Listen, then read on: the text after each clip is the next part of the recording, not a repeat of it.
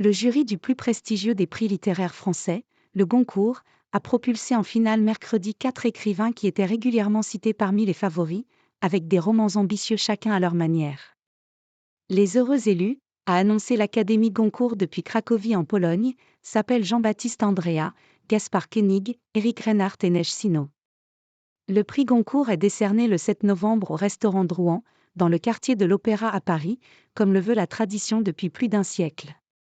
Difficile à ce stade de prédire qui fait la course en tête, et qui a ses partisans déjà prêts à le défendre âprement lors de la délibération finale. Tous ces auteurs ont bénéficié de critiques enthousiastes, qui ont salué la modernité de leur sujet et de leur style. Avec Veiller sur elle, édition L'Iconolaste, Jean-Baptiste Andréa, 52 ans, raconte une histoire d'amour dans l'Italie fasciste, entre une patricienne et un plébéien tous deux épris d'art. Avec plus de 500 pages, cet écrivain venu du cinéma est le représentant, dans cette finale, d'une fiction emplie de la force d'évocation du roman. Inspiré de faits réels.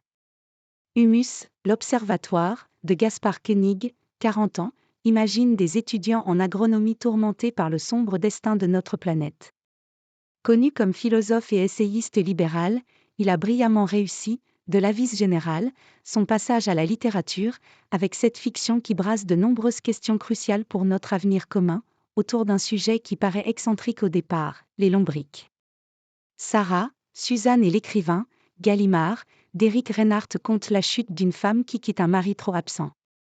Ce romancier expérimenté de 58 ans a enchaîné les succès, comme l'a prouvé celui au cinéma de l'adaptation de L'amour et les forêts, l'un des événements du dernier festival de Cannes. Il lui manque un grand prix littéraire d'automne, auquel se prêterait bien cette fiction inspirée de faits réels, à la forme originale, un dialogue entre un romancier, une lectrice meurtrie, et son double de fiction.